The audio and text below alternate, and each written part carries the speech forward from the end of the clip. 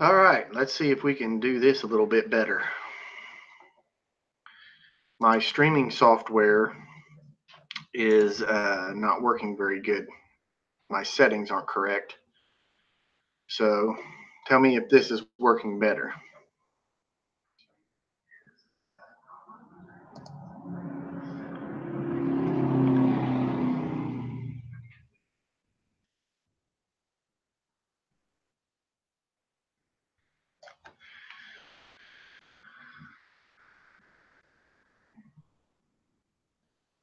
I don't know what's wrong with that.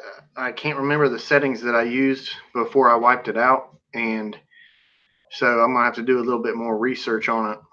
But this shouldn't be buffering as bad, if at all, um, as it was when I was using that streaming software. But everything on my end looks good, so you all need to let me know what it looks like on your end.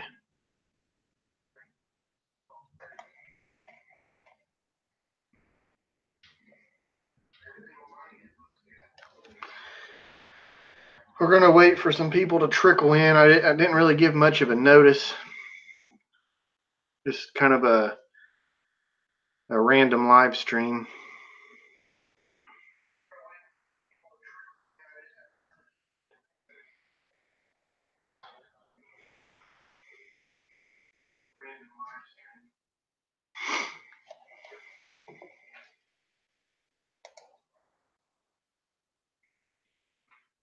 You're going to hear me clicking so I can pop this chat out a little bit. All right, so whoever's watching, let me know how it's acting.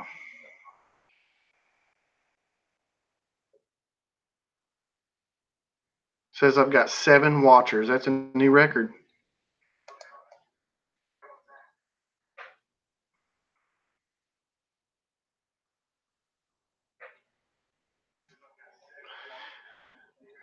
I like turtles. Well, that's something.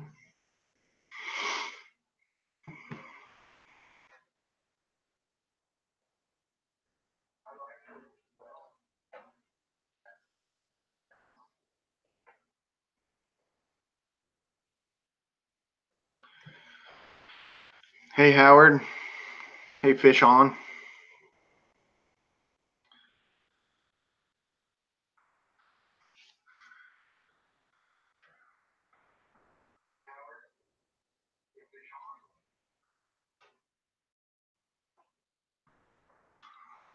Streaming much better this time. Great.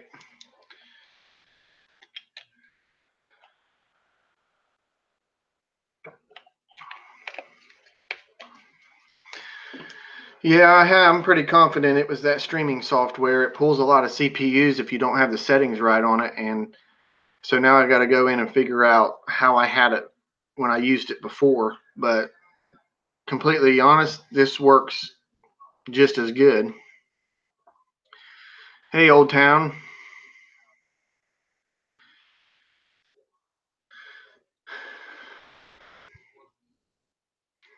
So what's been going on with everybody? I haven't done a live stream for quite a while. Almost forgot how.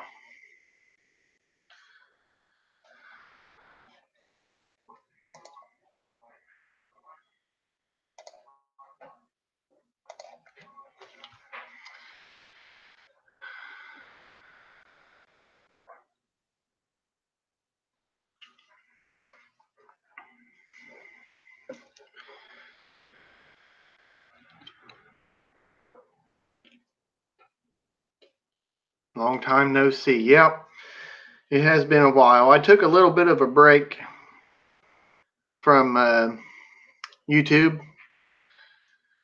and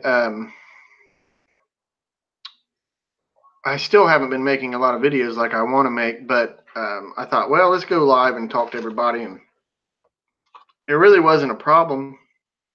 I just decided to take a break. Um, we had a really rough winter, and I needed to focus on work, and so I just kind of took some time off of YouTube and now I decided to get back on it, see how many people stuck around. Howard, everything's been going really well, really good. Don't have anything to complain about. And frogs are nice. Frog legs fried in a skillet are even better.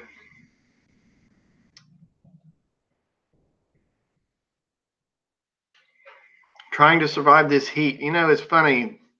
Where I'm at, it's either blistering hot or it's raining. And we had that both today. It'd get really, really hot, then it'd rain, and then it'd get really, really hot and muggy, and then it'd rain. And it's just been weird weather, to be honest with you. We never really had a spring. It went from winter to summer, and it'll probably go from summer to fall, or I mean, from summer to winter. Probably won't have much of a fall either.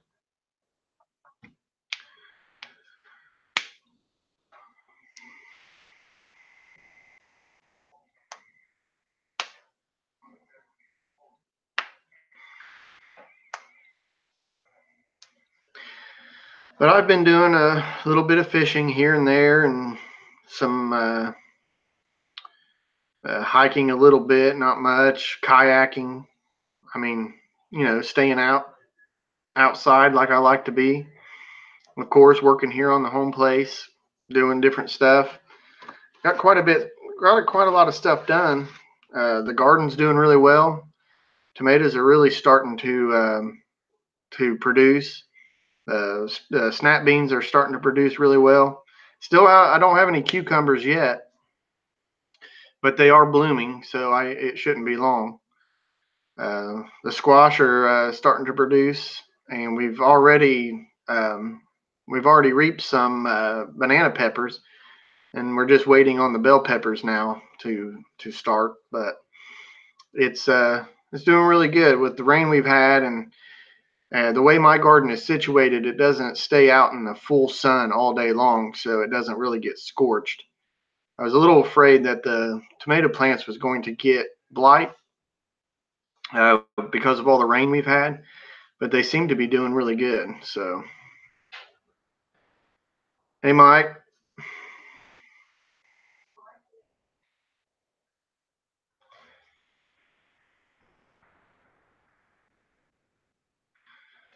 Tammy, I am in northeastern Ohio. We've had a lot of heat and a little rain, and I'm in southern Ohio, almost to the very bottom, and we've had a lot of heat and a lot of rain. It's pretty much those summer showers. It's the ones that where it just gets so hot and finally builds up and then just drops a ton of rain on you, and then 30 minutes later it's gone, but it's really hot and muggy and everything's just steaming. It's just something you got to deal with in July, I guess.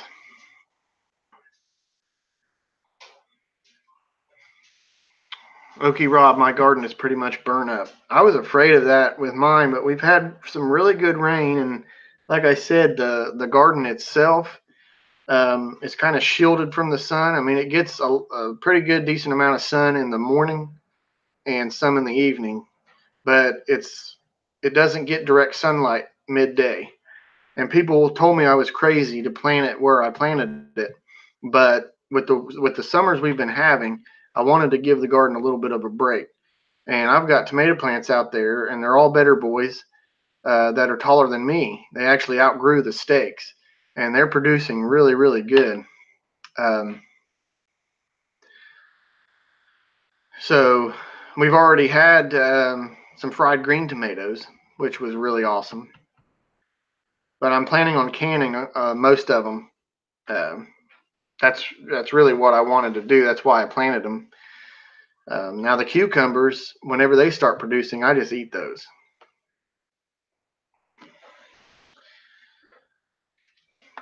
Okay, Rob, whereabouts are you from? It says you've been in a drought since May.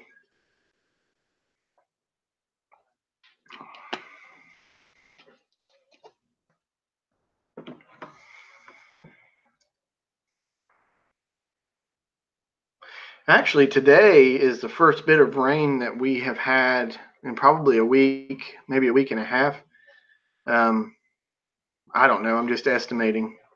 But, uh, we went a while without rain, and then the creek out front dried up. The river got real low. The lakes are real low where they're not even going over the dams anymore. And then it comes through and just unloads on us today. I mean, it was just a flat storm. And I got on the radar and looked, and it was just a little tiny cell passing through, but man, it packed a punch. And then once it was over, it got horribly muggy outside. I mean, I walk outside and instantly start sweating. Southeast Oklahoma.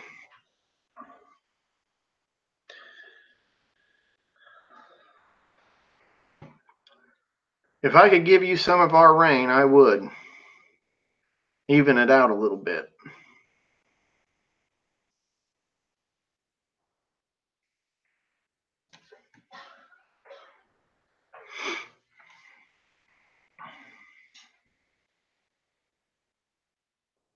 Hey, from Huntington, West Virginia. I was just in Huntington probably about an hour ago.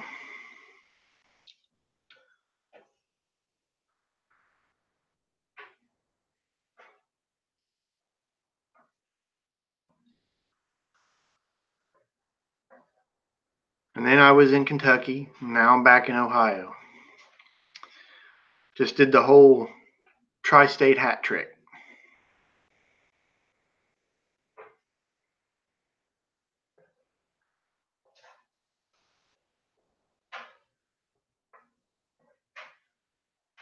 Wish I could leave that place.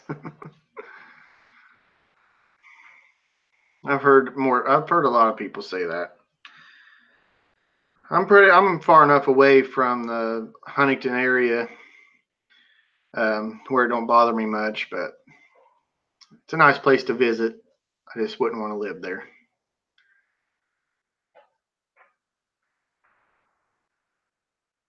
Oh wow.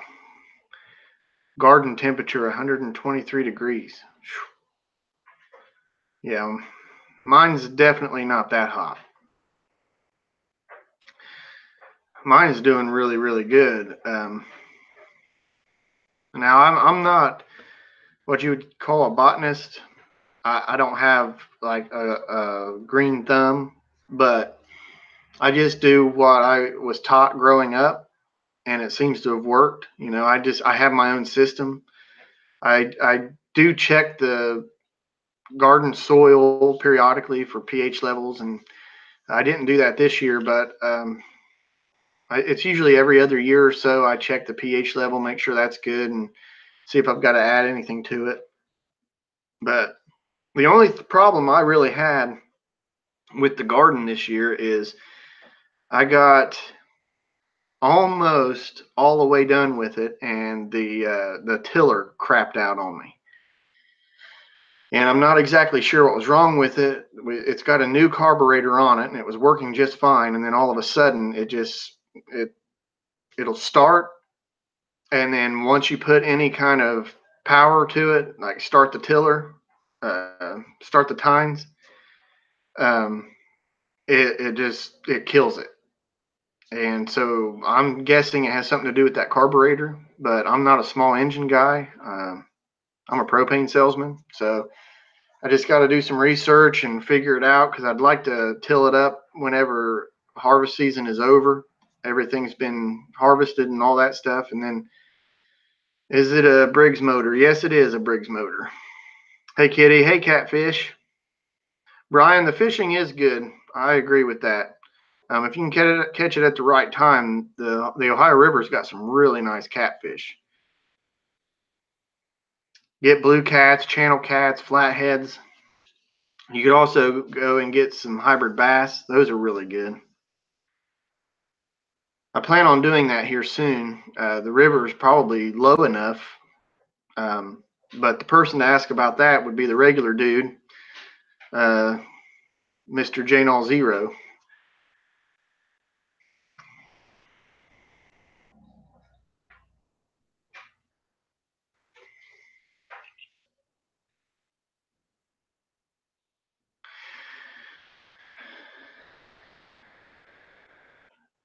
Listening for a while, doing a few things, but glad to see you on here. Yeah, I'm glad to be back.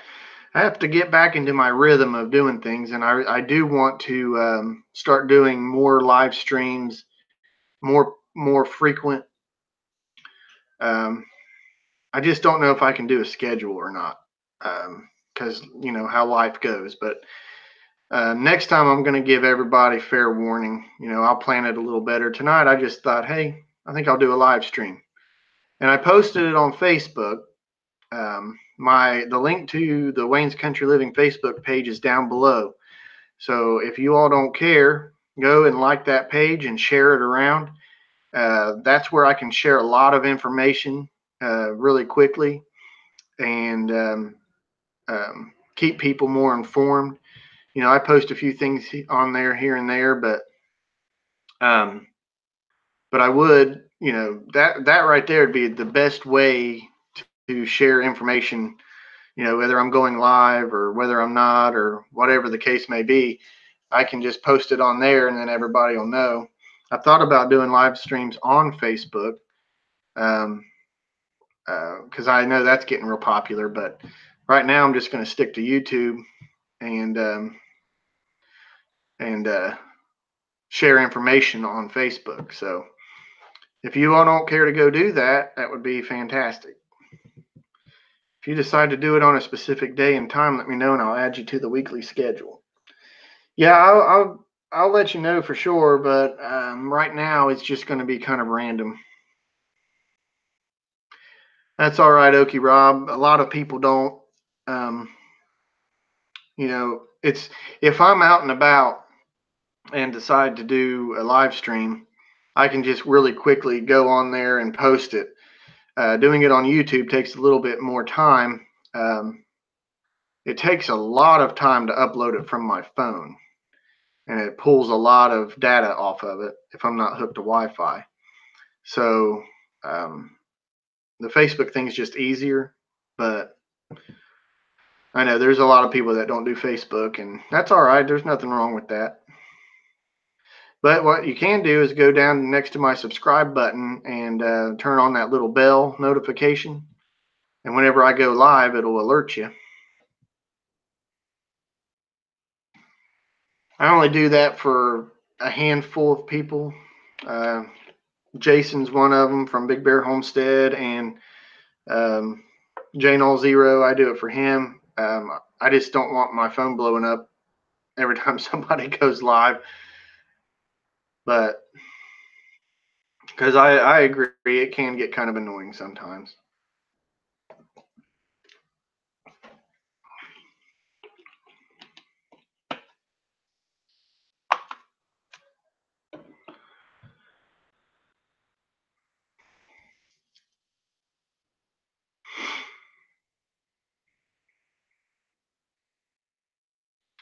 If Briggs' website says the carb can be replaced with part number, I got mine on Amazon for $23.82 and it went on easy.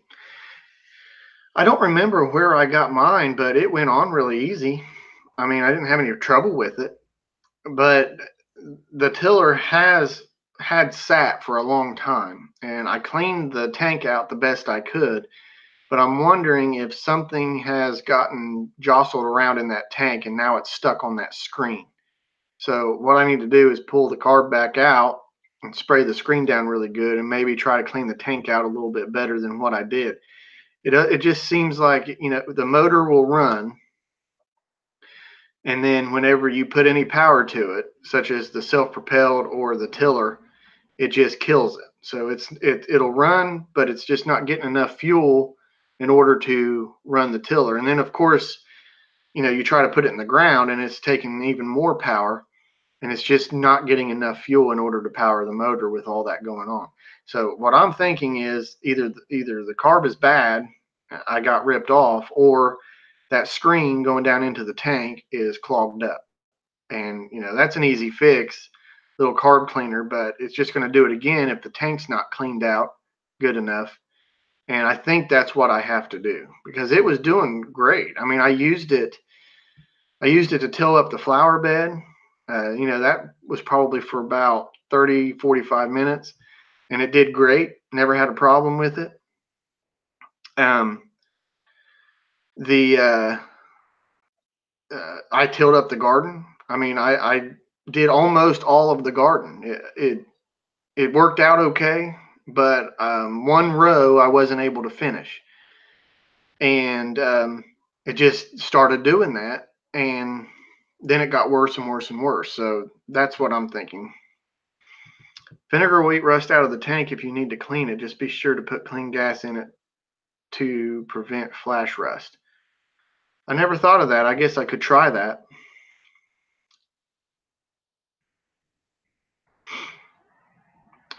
Yeah, see, that's the problem. I didn't completely remove the tank.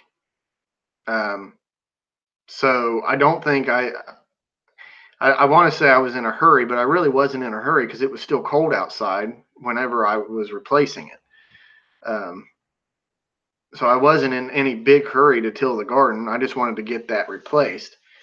So just negligence on my part, I guess. I should have um, cleaned that tank out better. And if anything, I'll just get a new tank. I'm sure I can find one somewhere around here.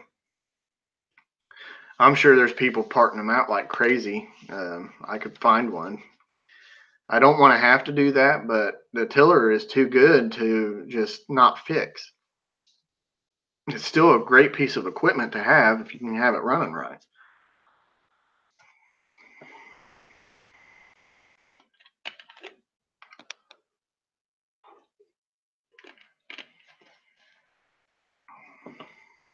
Got a moth in here. Citric acid, cheap Kool-Aid will eat rust too. May take some time. Time's okay with me. I mean,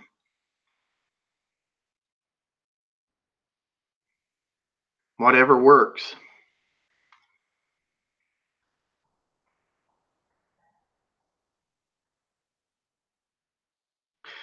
Rick, I did check the governor spring. That was the first thing I thought of.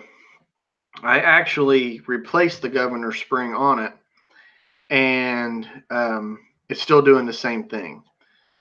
Now, I'm not a mechanic. I'm not a small engine mechanic. I'm not a anything like that. So how I learned to do that was from Google and YouTube, and so maybe I did do something wrong. I don't know, but it came out and it went back in, and everything looks the same. I mean, I followed the instructions as best that I had, and so I did. I checked the governor spring on it, and I thought, well, maybe that's it. So I replaced the governor spring on it because I actually had one in the building for that tiller, for that carburetor, and it's still doing the same thing. So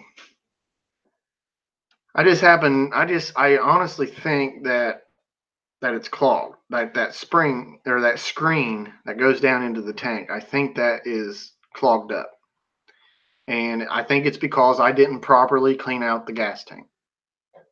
That's my opinion right now. And until I get in there and tear it apart again and see and actually do my diligence and clean that tank out, and it's just going to happen again. Hopefully the carburetor is not ruined, but I don't think it is. I think, I mean, I'm about 85% sure that's what it is right now until I dig in there and realize that it might be something else. But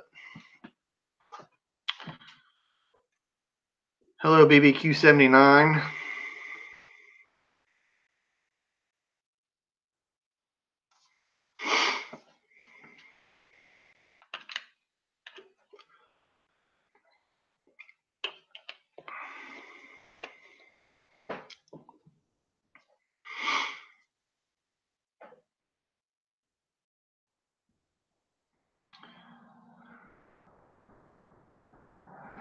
Yeah, Rob, I don't know. I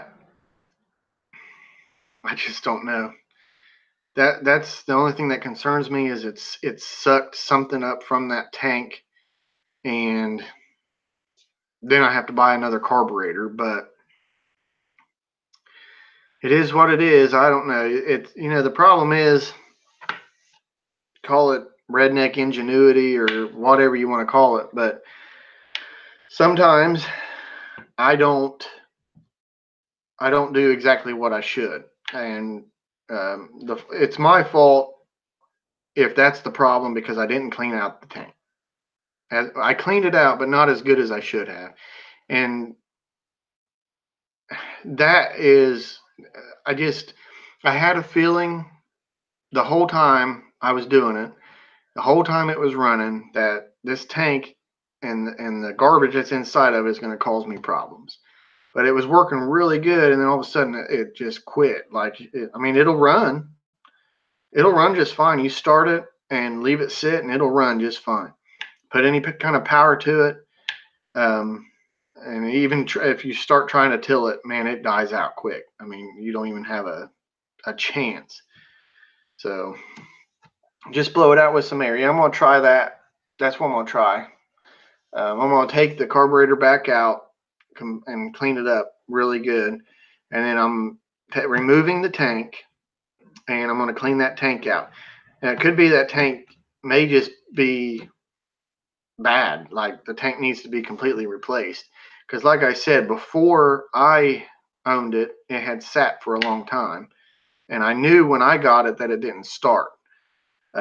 So that's why I put the new regulator or the new carburetor on it. And it had actually even sat for a while at my house. So you know, I'm going to try to reuse the carburetor that I've got and see there, but I'm going to completely take the tank off, inspect it, see if I think it needs to be replaced, because it may not be cleanable. It may just be so bad it needs to be replaced. If so, I'm going to replace it. If not, I'm going to clean it out real good. Um, I maybe put some vinegar in it and let it sit for a while. I don't know, but it definitely needs cleaned out more than what I did. Um, but I don't know. You know, like I said, I'm not a small engine guy. Um, I don't know actually anybody around here that is. Redneck Prepper, how you doing, brother? I haven't talked to you for a long time. It's good to see you.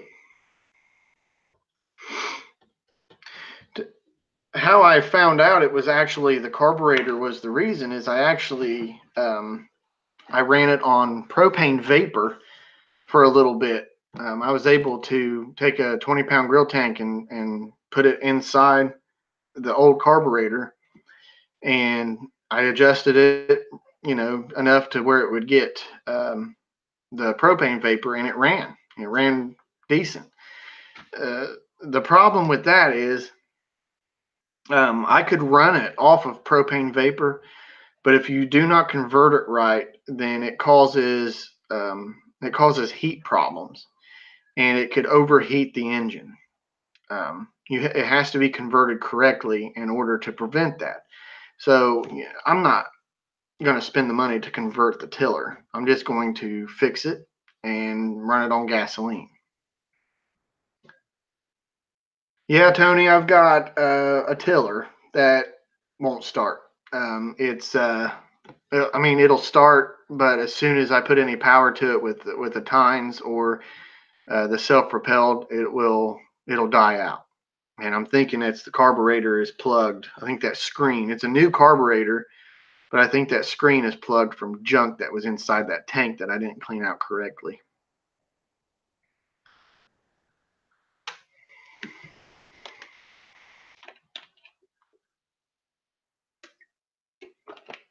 Yeah, Rob, Janol probably could fix it.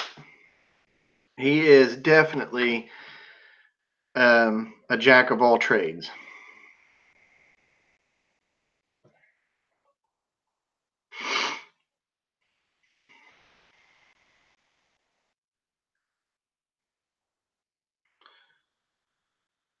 But anyway, that's something that I'm going to work on.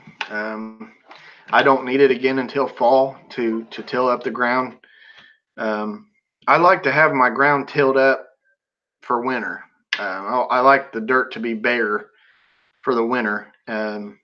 Just for there's the main reason is the winter weather and the winter cold will kill off any seeds that are in that are laying on top of the surface, such as weeds or anything like that.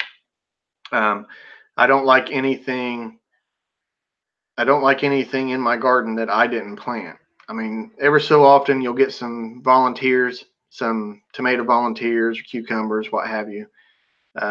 That's fine, but I like to know what's in my garden. I like to know where each thing is, and I like to keep it organized. So, thanks, Tony. I don't know if that's mossy oak or I don't know what that is. I think it's Realtree. It's Realtree. I'll tell you a secret if you don't tell anybody. It's actually a bed sheet. It's a bed sheet I hung up behind me, and it worked out perfectly. But I believe it's Realtree. I think I've seen the logo, but it worked out perfect. I think this is going to be my background from now on. I'm going to put on a camo shirt, and that way all you guys will see is just my face.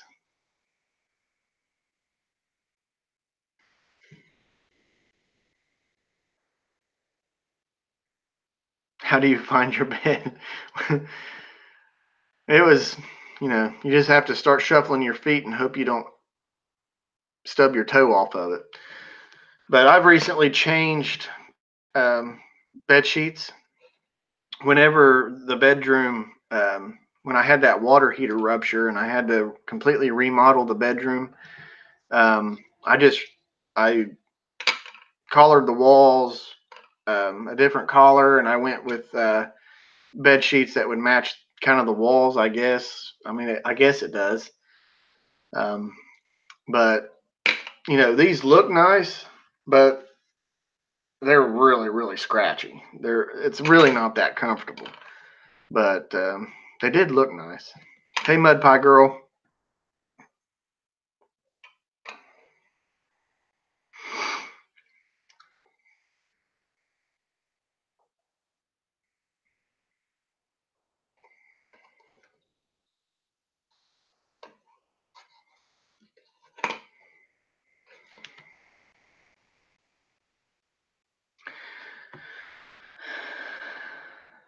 And you know what? This is like repurposing and reusing because I don't use it as a bed sheet anymore, and I didn't want to throw it away. Found a perfect use for it. And I knew I knew you all would appreciate my camouflage background. That's why I wanted to go with it. Because who doesn't like camo? The only camo I don't like is the pink camo because it serves no purpose.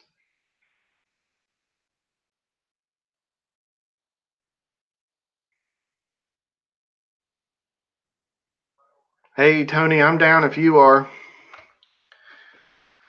You and I need to video chat one day.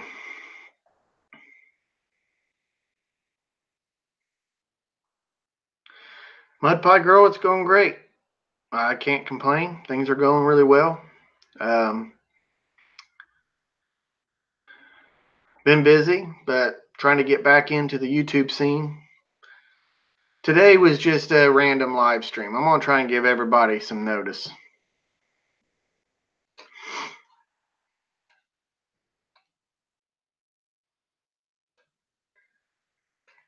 I know, right?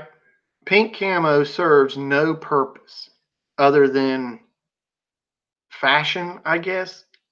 But pink camo serves no purpose.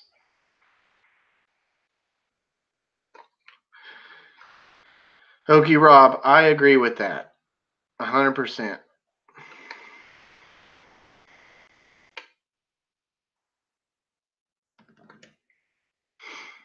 But hey, we live in a free country for now. You want pink camo? Go for it. You want a pink gun? Go for it. I'm just giving you my opinion.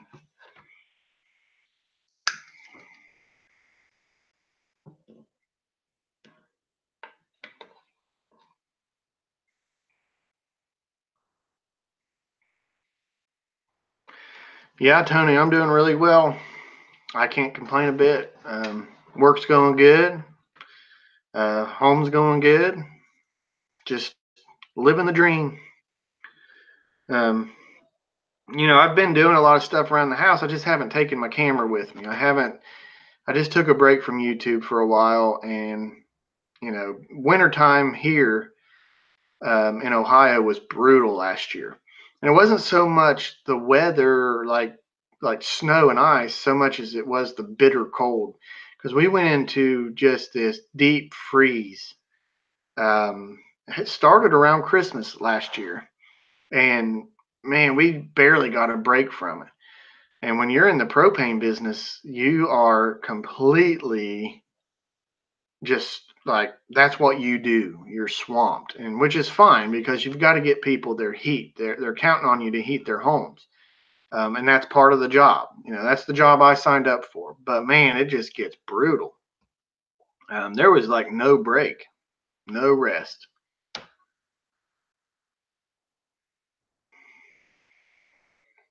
Did I get the gas lamp going? No, I didn't. I need to work on that again. I've got a different idea for it actually that I think will work better. I actually need to do that. But I might have to go find a different tree. The other one probably rotted away. Propane and propane accessories, that's me. never thought I would ever say that, but that's me.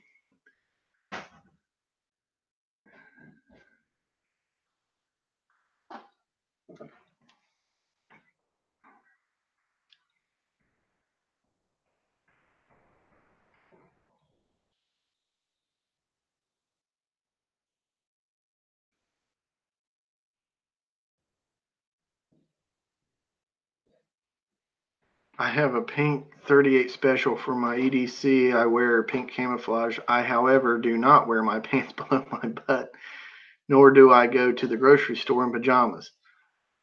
Hey, Suburban, um, like I said, it's a free country. I, no disrespect at all. That's just not my thing. Um, I have my opinions about it, but hey, you want to wear pink camo? Go for it.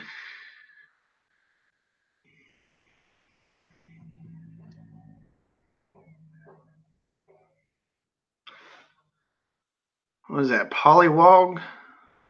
Wayne live over here in Pike County. Oh, that's not too far away from me. How are you doing? What do you think the propane prices in Southern Ohio will do this winter? That is a hard question to answer. Um, that is a very hard question to answer. It all depends on the market, obviously. It depends on crude oil.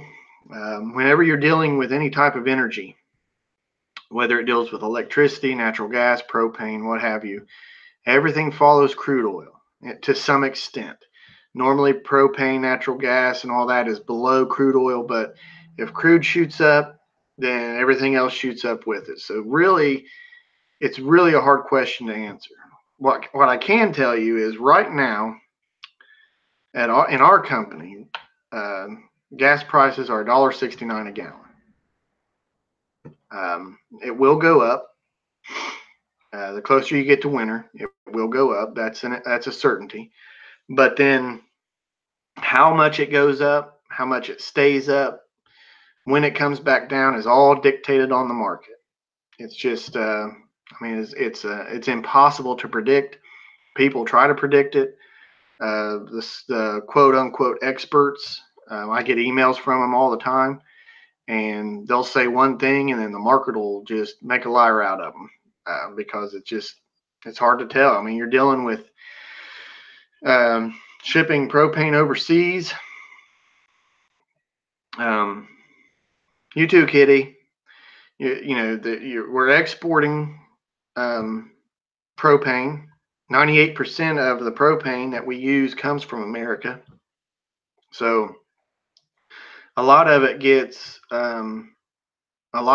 exported. We use a lot of it here, obviously, and it depends on the cold weather. If we have a mild winter, and I say mild, high 40s, somewhere around there, above the 30-year average. Um, then prices may stay decent. But it's all, it's all capitalism. It's supply and demand. And the more in demand, then the higher the prices are, just like anything else. So, it's impossible to predict. It really is.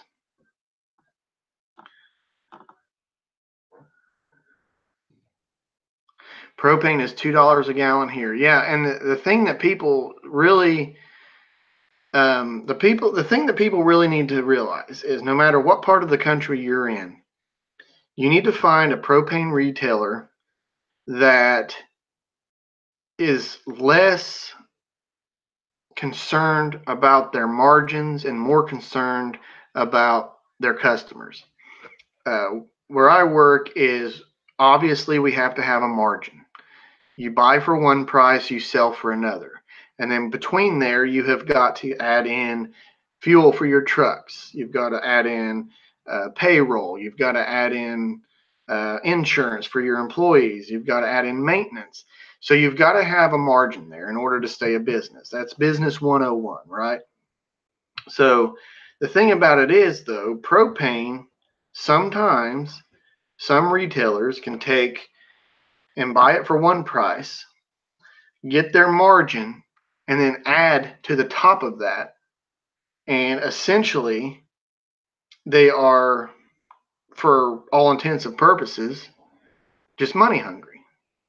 So you've got to find a propane company that has good programs. In my area, we have a really good program. It's essentially a budget program, but it basically guarantees you a cap price for the winter, where you're not going to pay over a certain price. And what happens is we take your usage, we divide it up into equal payments for 11 months, and that turns it into 11 equal payments. And you get automatic fill up, you get a cap price that you guarantee not to pay over that price. We also offer a pre-buy contract, which I would say a lot of propane companies do. You pay for all your gas in advance. We can buy that gas in advance, and we can sell it to you during the winter at a cheaper price. There's fixed rate contracts. I mean, you really have to do your you really have to do your investigation, your research. Call around, ask people. Hey, Okie dokie acres. Talk to people, talk to your neighbors. Do they offer good service? You may find a propane company that can actually sell gas cheaper than another one, but what is their service like?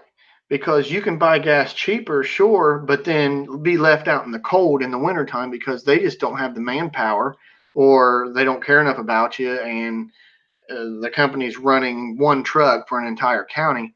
That's not good when you heat your home with propane. So my suggestion is find you a propane company, call around, talk to people, talk to neighbors, friends, whatever, and decide. And don't base your decision just on price. Base your decision on service, base your decision on how long that company's been there. Are they just a startup company? Because if they are, they may be able to offer you a lower price, but they're not going to give you a good service. Because the longer a company's been in business, the bigger the margin has to be, because the bigger the expenses. But that's just you get me started on propane, and I've been in the business for 12 years, so it's basically always on my mind. So if you don't want to hear about propane, don't bring it up. But my guy is a one-man company, and there's really nothing wrong with that. You just, as long as you're getting the service you deserve. I want to make sure that my home is heated, and of course I heat my home with propane because I'm kind of biased, but it really is the better heat. It's way better than electricity, so much better than coal, obviously. I do like a wood fire, but I don't have the time in the wintertime to tend to a wood burning stove. If people are able to do that, that's great. There's nothing wrong with that. But gas heat will always be better than electricity, because as soon as your electric furnace kicks off, it's cold in the house. Gas heat retains heat so much better in the home. And yes, I'm biased, and I'm a propane salesman. It's what I do. But I mean, straight from the heart, honest to God truth, propane is the way to go if you ask me. Wayne, is it expensive to change a home from electric to gas? It really depends. It can be. What I tell people in that situation is, let's say you have an electric furnace. It, depending on the size of the home, let's just say it would take, you would have to replace that furnace with a propane furnace. There's no way to convert electric over to gas. So you would have to buy a furnace. So there's going to be an expense, and that's going to be a pretty expensive upgrade. But then let's say your electric or your water heater is electric too. So then you'd have to buy a propane water heater. So there's another expense. But if you take all that in and lump it in this one time, the money that you would save on your heating costs over time, you would actually pay for that expense over a period of time. You wouldn't get your money back right away, but you would save money over the long term. And then once that's paid for, then it's just money in your pocket that you haven't been spending on electricity. The heat pump, you can get an outside unit heat pump, and they've got them to where they'll actually kick over to propane if the temperature gets to a certain degree low. My suggestion to everybody is you want to go full on propane. That's my suggestion. Don't pay the electric costs, because the electricity bills, I get an electric bill too, obviously. They don't just charge you the kilowatt per hours. They charge you a handling fee. I think on one of my electric bills, there was a customer charge, which means they're charging me just to be a customer. I mean, I don't know if that's what it is, but that's what it sounds like to me. They're charging me regulatory fees, taxes. Can't get away from that. So with us, you know what we charge? We charge the price per gallon and sales tax. There's no delivery fee. There's no hazmat fee. There's no other fee. It's price per gallon, sales tax. That's it. Now, I can't speak for other propane companies, but I can speak for us. A hazmat fee, I don't know what that is. I have no idea what that is. I don't know why anybody would charge that, but that it is what it is. Some people pay a fuel surcharge. I had a or a garbage company that would charge me a fuel surcharge, and I realized fuel is expensive. But I found another garbage company that didn't charge me that. They charged me one rate, and that fuel surcharge may be in that rate. It might be, but it's less than $20 a month, and which is cheaper than my other trash company. So to answer your question, C. Dean,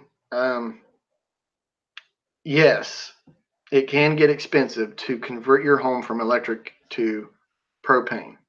However, in the long run, it will pay for itself in the long run.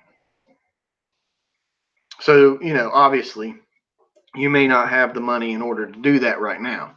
And I get that, because I wouldn't either. But in the long run, it will save you money. But yes, there is an expense that comes to converting your home from electric to propane.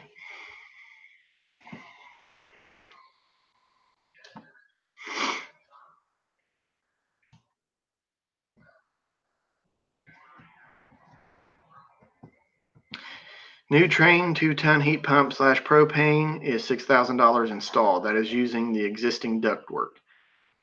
Yeah, $6,000 is a lot of money, and I don't have it lying around. So, you know, I want to be honest with people. Okay, Rob, I agree with that. You know, during power outages, a generator will run a blower fan. However, with propane, you have many more options.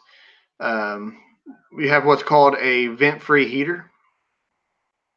The vent-free heater is completely electric free. It doesn't run off electric.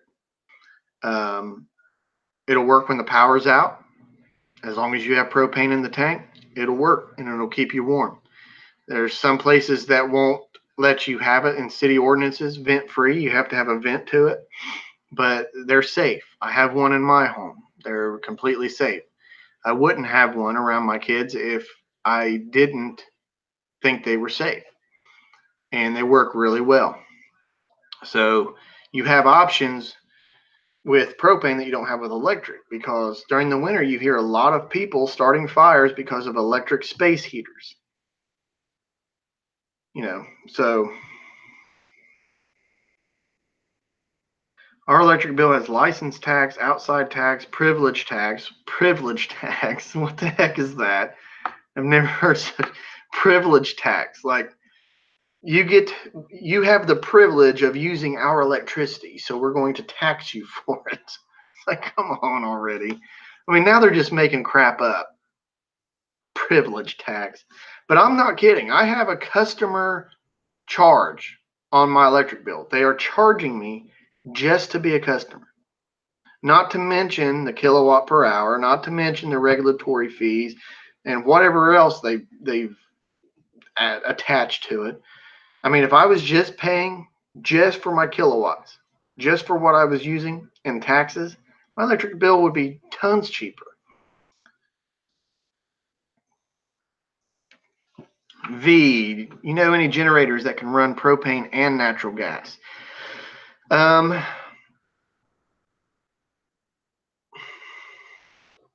don't know offhand. I do know that the Generac 20Ks will run, you can use propane or natural gas. And there's only one inlet port that you can use. And it's a matter of taking the breather off and flipping a switch that will switch it over from one to another. But there's only one inlet port. So you either have to use propane or you have to use natural. And I guess, you know, you could use shutoff valves and, you know, have natural coming into one side and propane to the other, and then make sure you switch them over. Yeah, and okie dokie, they charge you to use their meter too. And then they charge you to read the meter. But the Generac 20K standing generator will, if that's what you want, and that will do the job. It's really easy to switch over. We have a youth home that has about 6 or 7 cottages in our area, and each one of those cottages has the Generac 20K. So whenever the power goes out, it automatically kicks on and runs their lights, their furnace blower, and then the propane does the rest.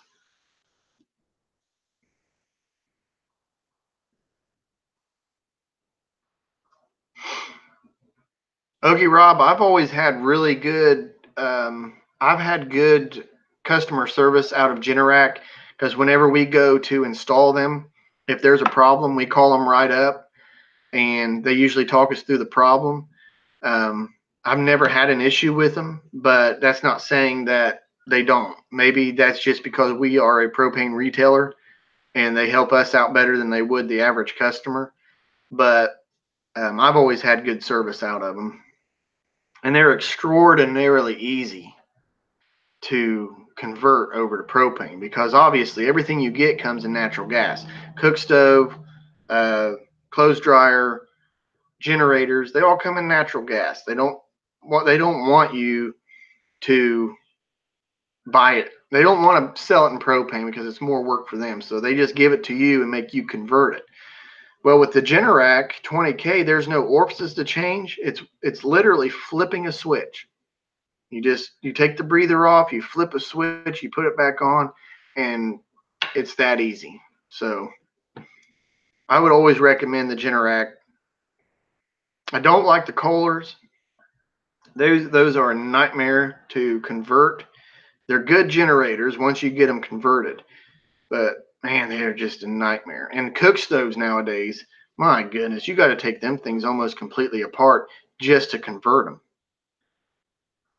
Back in the old days, what I say the old days, but years ago, it was as simple as just changing orifices, adjusting the regulator, and adjusting the oven, and you were good to go. Now it's so much worse.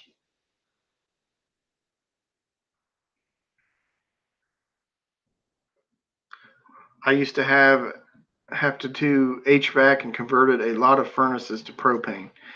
A lot of furnaces, in my experience anyway, and we don't do a lot of those, but a lot of furnaces are really easy. You're basically changing out the burner orifices and changing out the pilot orifice. I got to watch your video on cleaning my ventless propane heater again before winter. That's kind of a long video, and I don't like making long videos, but that saves people time and it saves people money, because a lot of times they'll say, well, my heater's broke, it won't work anymore, and they just throw it out. If they only knew how to properly clean their propane ventless heater, and it works for natural gas too. So all of you out there that use natural gas, it works that way too. So you can go search that video. It saves you money, and a lot of times it's something that most people can do by themselves.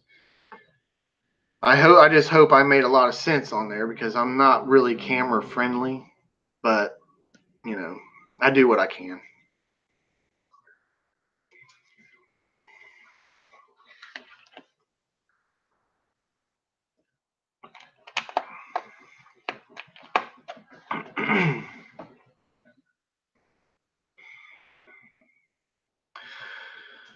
Well, guys, it is going on 10:30. So if you have any more questions for me, let me know, and I'll be wrapping it up here in a few minutes, as I'm gonna go to bed.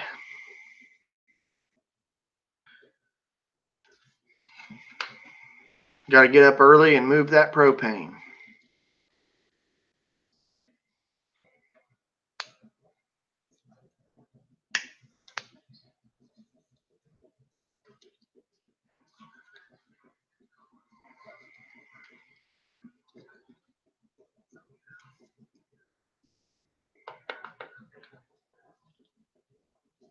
Who cuts your nose hairs?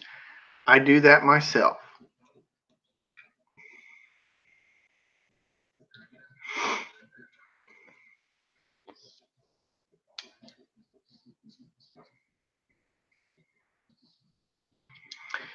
And Big Bear Homestead comes in just as we're leaving.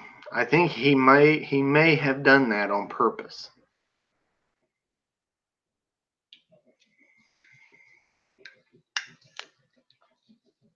Sup? Sup, homie? Sup, dog? You keeping it real?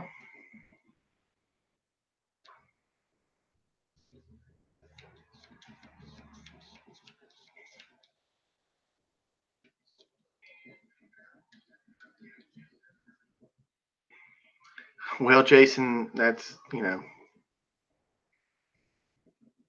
there's not a lot that's not.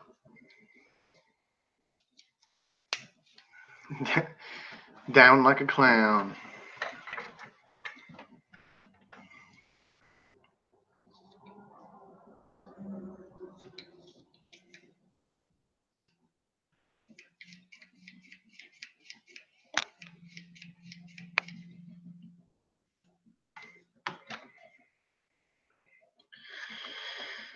Yeah, so Thanks, Howard. Yeah, so I think I'm going to close out for the night. And I plan on doing this again. This was fun. Next time I'll give people more notice. But like I said, for those of you who use Facebook, go down to the link down below. Wayne's Country Living on Facebook. Like and share that page, and then I'll post a lot of information on there. Quick updates, different stuff like that. And I will try to do the same thing on YouTube if I get a chance to let you know when I'm going live and different stuff like that. You need to have me on as a guest. Yeah, Jason, we really do need to do that. I'm not sure. I'm not sure how to do it. I guess through Hangouts or something like that. But yeah, I would like to do that. Or you could drive up to Ohio and we could just do it here. I mean, that should be easy enough, right?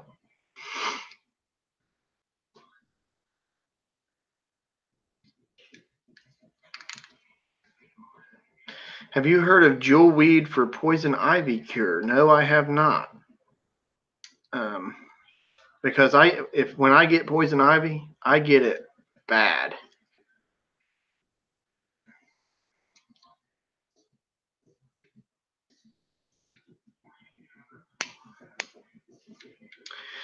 Yes, Jason, I did.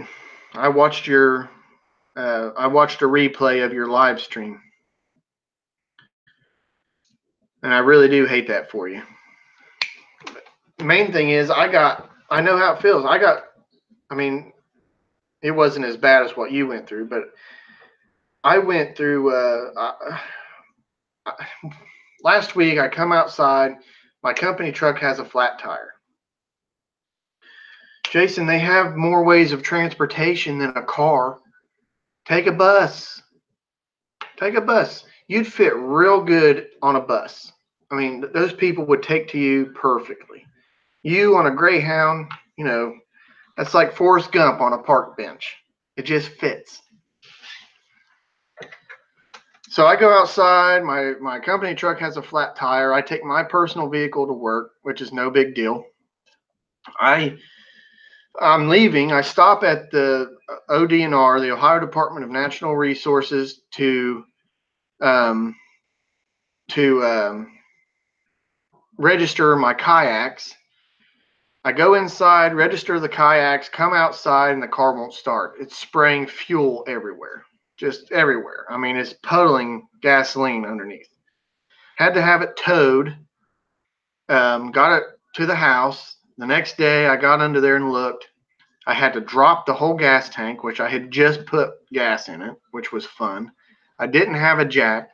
I dropped the gas tank, and you know what it was?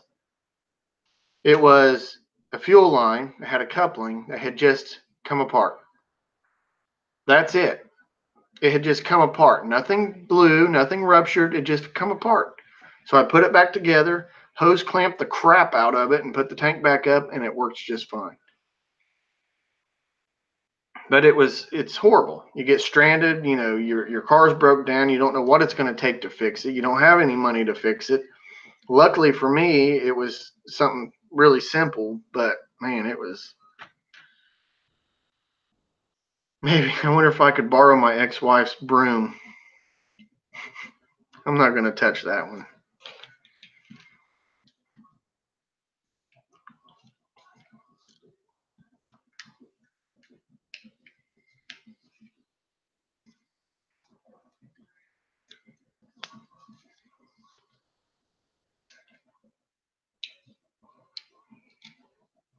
One of these days I'll have the truck that I want, but right now I'm driving a Ford Explorer, which is good. It gets me from A to B, but it's not exactly what I want.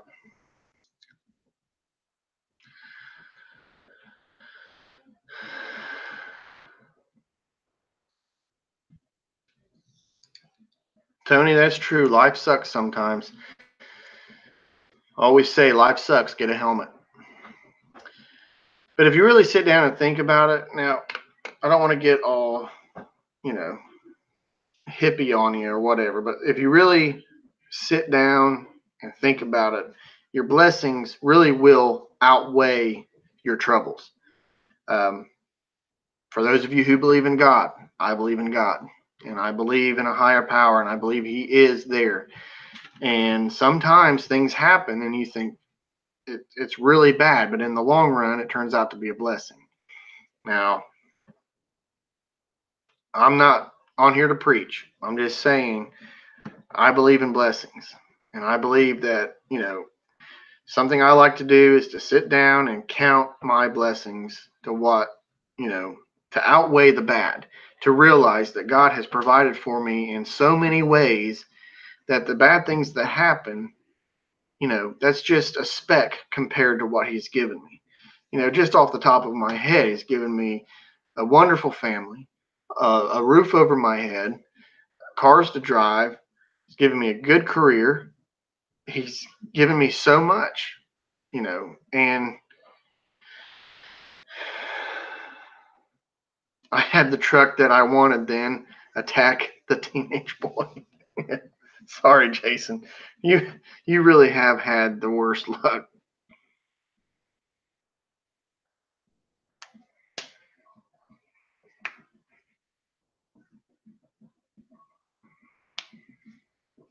Rick, I didn't get chickens this year. I was going to, and the chicken house really needs to be just rebuilt.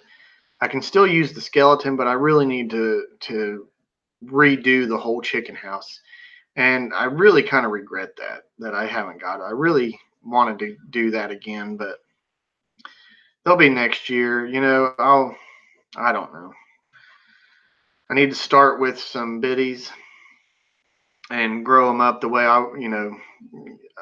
usually I just get barnyard chickens. They work really good, but I think I might start with an actual breed next year.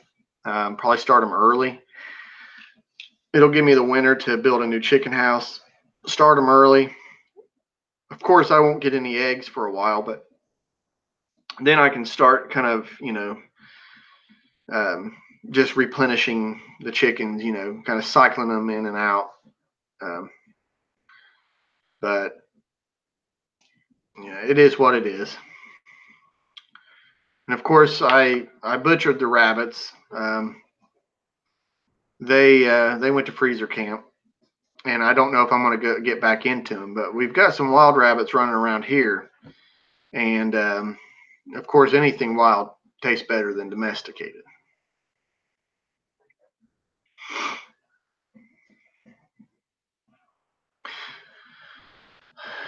All right. Well, this is like the third or fourth time I said I was going to go, and then I get to talking again. But anyway, um, I am going to take off out of here. Thank you guys for watching. I appreciate everybody that stuck around with me. Please, if you don't mind, I know I sound like a broken record. Please go to the Wayne's Country Living Facebook page if you're on Facebook. Like and share that so that I can get more information out to people. I'm going to make a separate video on that when I do one of my random chats to get that page built up so that I can, that is a good way to give information to people. Whereas I can't do it on YouTube right away. I can throw a real quick post on there and help people out. Also, I wanted to mention too to jump on to Big Bear Homestead's Facebook page as well. He's doing these devotion things every day, and I'm not always there. I'm not always able to watch them, but what I do watch of them, they're really great. They're informative and they're inspiring. So jump over there and check that out because that's something that we really need to hear these days with all the turmoil that's going on in this country, and we really need to grasp our hope back. We are the American people, and the American people are stronger than any kind of form of government, any kind of political party, anything like that. We all need to come together. And listening to what he's got to say really does make a lot of sense, and it is inspiring. And anytime that I you get me talking about the Constitution and the Bible and all that stuff, I love that kind of stuff. So go check him out, and you know, stay tuned for more videos and more live streams. And I'll talk to you all next time.